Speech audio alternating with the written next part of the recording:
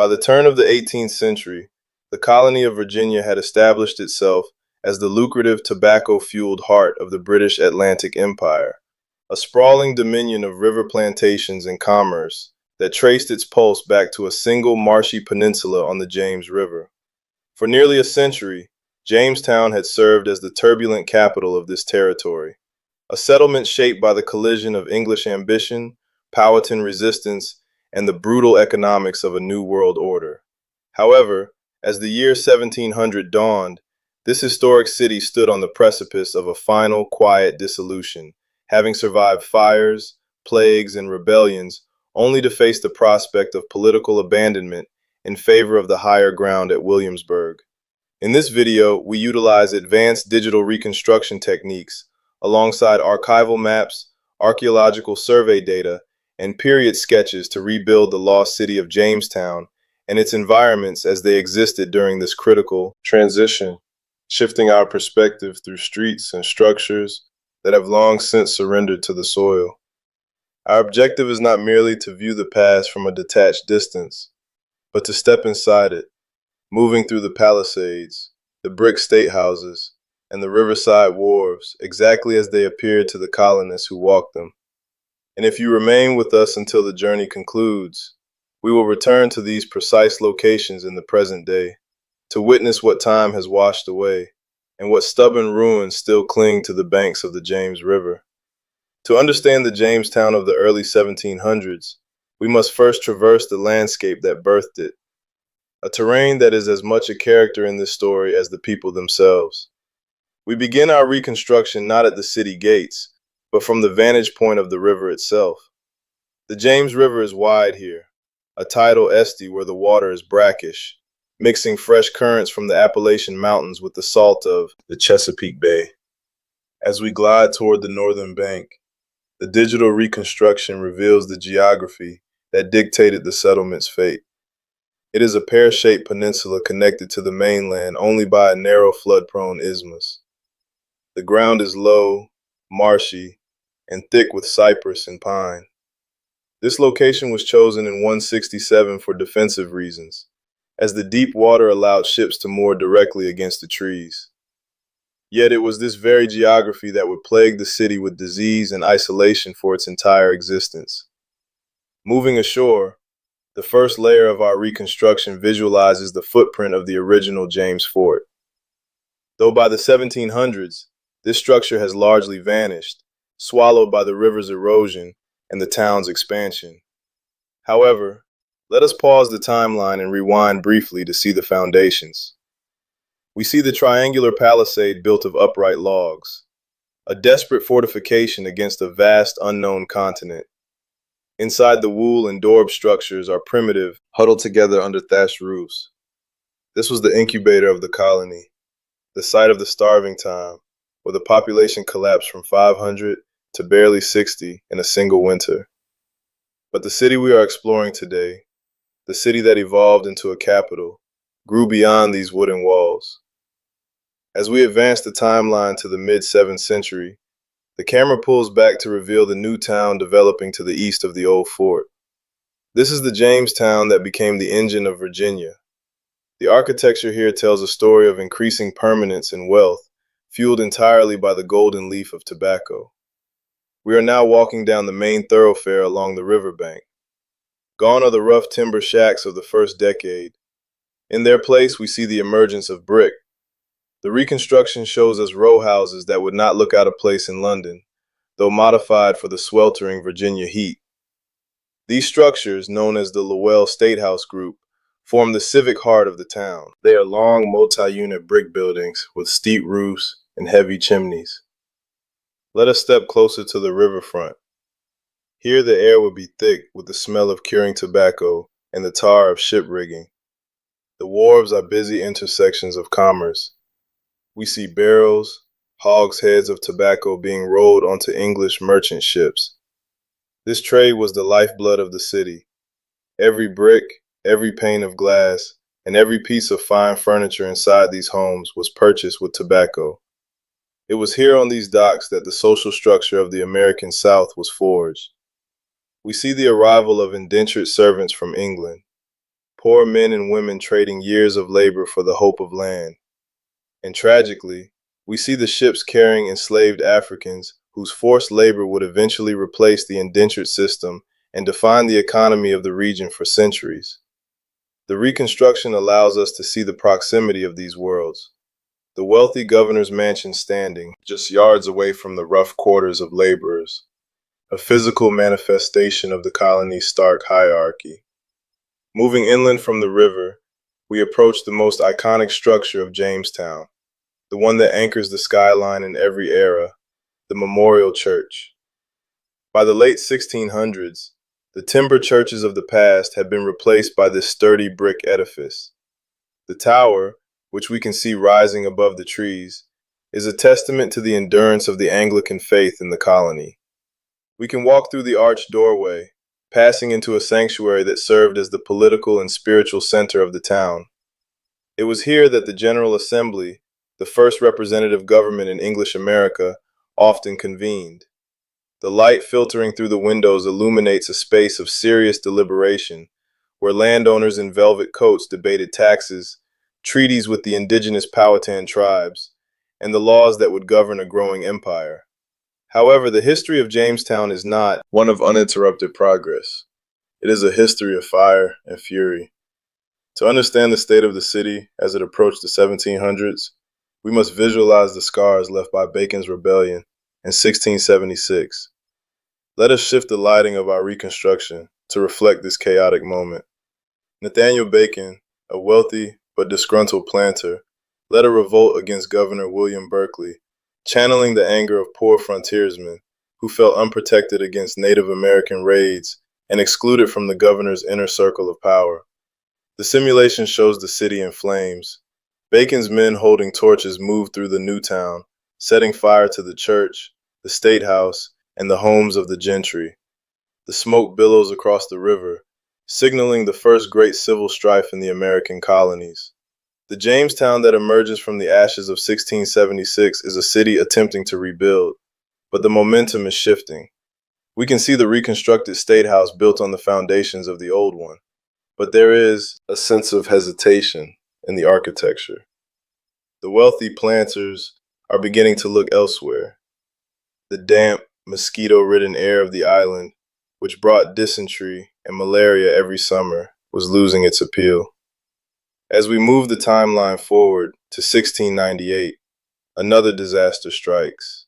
The State House burns again, an accidental fire that would seal the city's fate. This is the pivotal moment, the brink of the change we spoke of earlier. Now we enter the specific time frame of the 1700s.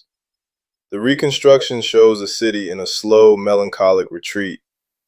The decision has been made to move the capital to Middle Plantation, soon to be renamed Williamsburg, a site on higher, healthier ground a few miles inland. We can see the administrative center of the colony packing up. The chaotic energy of the port begins to dim. The row rouses, once the pride of the colony, are beginning to fall into disrepair.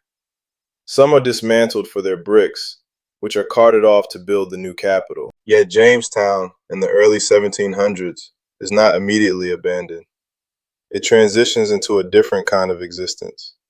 It becomes a rural estate rather than a metropolis. We can see the rise of the Amble Mansion, a large, Georgian-style plantation house built near the ruins of the old town. The reconstruction highlights the contrast. The orderly, symmetrical gardens of the Ambler estate superimposed over the chaotic, buried streets of the 17th century city. The bustling port has quieted to a private landing. The fields where the original fort once stood are now plowed for corn and tobacco. The church tower remains, standing lonely against the sky, a bell tower without a congregation, as the center of gravity shifts north.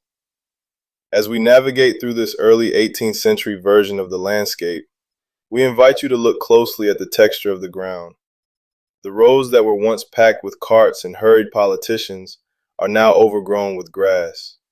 The foundations of the row houses are becoming green mounds, slowly sinking back into the earth. This is a visualization of memory fading. The city is becoming a site, However, the legacy of what happened here is more potent than ever. The laws codified here, the system of cattle slavery established here, and the model of plantation agriculture developed here are exploding outward, covering the entire colony of Virginia. Jamestown is dying as a city, but it has succeeded as a colony. Let us take a moment to explore the domestic life that remained. Imagine walking into the kitchen of a surviving farmstead on the island in 1710. The digital reconstruction lights the room with the warm glow of a hearth. We see imported ceramics from England, Delftware from the Netherlands, and put tankers. The table is set with food grown in the local rich soil, corn, pork, and venison. Despite the capital moving, the people who stayed maintained a connection to the global trade network.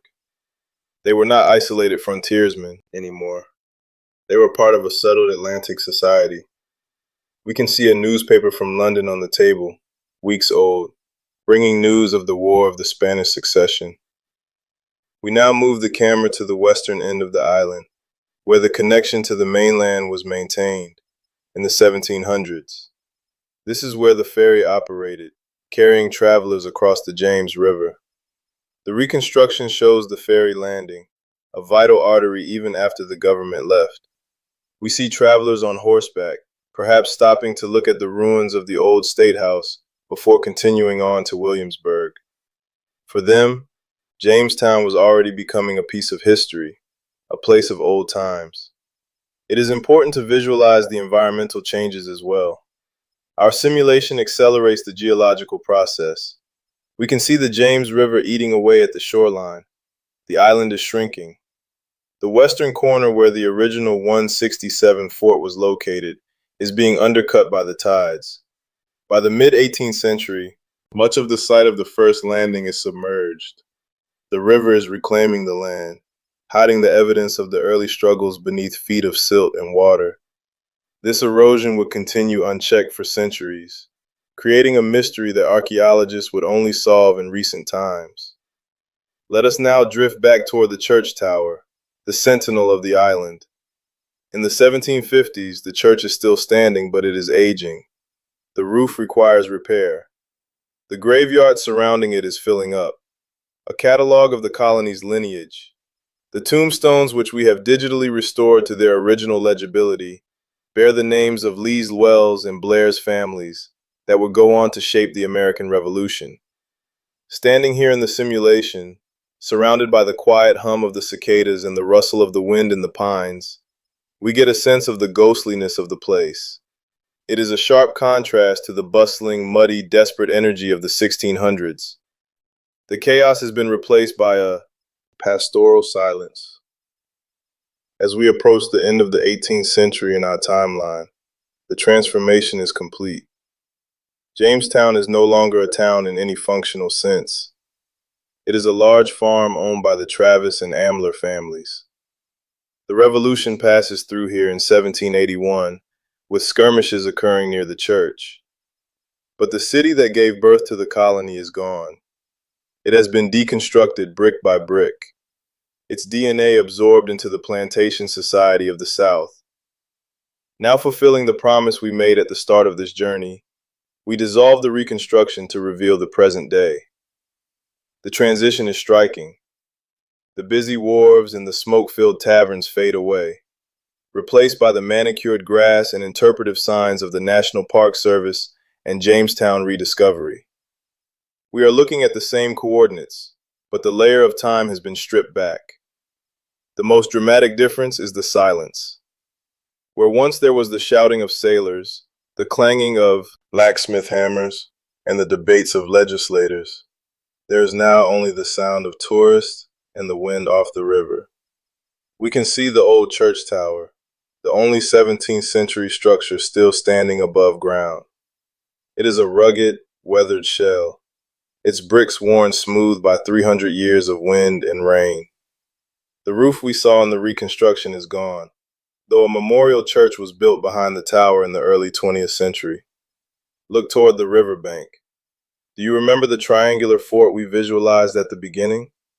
For decades, historians believed it had been completely washed away by the river. But look at the active archaeological dig site near the water. This is where modern science has performed a miracle. We can see the outlines of the post holes, the very stains in the soil where the original wooden palisades stood. The seawall built in the 20th century now protects what remains of the site from the river that tried to consume it. We can also see the outline of the new town. The rows of brick houses we walked through are now defined by brick outlines in the grass, ghost foundations that show the layout of the streets. The Lowell State House group is visible as a series of cellars and hearths exposed to the sky. It requires a leap of imagination to see the bustling capital that once stood here, which is why the reconstruction we just experienced is so vital. It bridges the gap between these silent ruins and the vibrant, dangerous reality of the past. The Ambler Mansion, which we saw rise in the 18th century, is now itself a ruin. We can see the shell of the house standing in the center of the island, a skeleton of the plantation era that followed the city's demise. It burned down and was rebuilt multiple times, finally succumbing to fire in 1898, leaving the jagged walls we see today. It stands as a double ruin, a ruin of the 18th century built atop the ruins of the 17th. Walking through Jamestown today offers a profound sense of solitude. It is a place of beginnings and endings. It is where the British Empire in America began, where the first representative assembly met, and where the first enslaved Africans were brought to English North America. It is the genesis point of the United States' most deeply rooted complexities. The modern landscape, with its statues and quiet pathways, honors this weight, but it cannot fully capture the sensory experience of the living city. As we conclude this reconstruction, we are left with the realization that cities are fragile things. They are born of geography and economics, and when those tides shift, they can vanish, leaving only shadows in the dirt. Jamestown served its purpose as the beachhead, the difficult first step, and then it receded, allowing the colony it birthed to grow beyond it. Thank you for joining us on this journey through time. We have walked the muddy streets of the 16, witnessed the fires of rebellion, and watched the slow, quiet transition of the 1700s. We have seen how a bustling capital dissolves into a memory. If you would like to explore another lost city or a specific turning point in history where the physical landscape has been completely erased by time, please let us know in the comments below.